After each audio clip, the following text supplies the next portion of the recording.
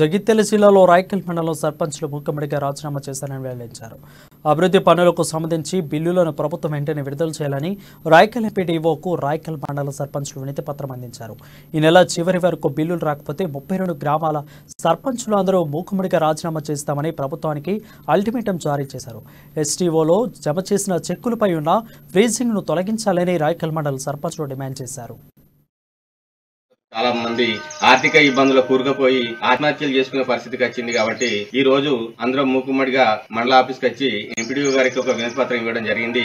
మేము ఈ నెలాఖరులోగా మా బిల్లులు ఏవైతే కేంద్ర రాష్ట్ర ప్రభుత్వాలు ఇచ్చే గ్రాంట్ నెల వారీగా ఇస్తలేదు, ఆ నిధులు ఈ నెల లోపల నెలాఖరు వరకు జమ చేయాలని, అది తద్వారా ఆ జమ చేస్తే తప్ప మేము గ్రామంలో మల్టీపర్పస్ వర్కర్లకు కానీ ట్రాక్టర్ పేమెంట్లు కానీ తర్వాత ట్యాంకర్కు నీళ్లు పట్టడానికి డీజిల్ కానీ ఇది ఏది మేము తేలేకపోతున్నాం, ఇబ్బంది పడుతున్నాం.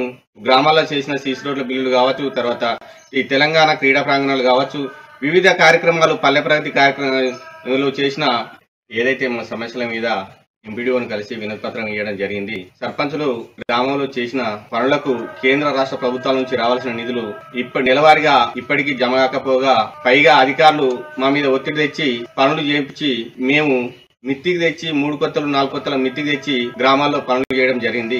ఆ డబ్బులు ఇప్పటికీ రాకపోయేసరికి మా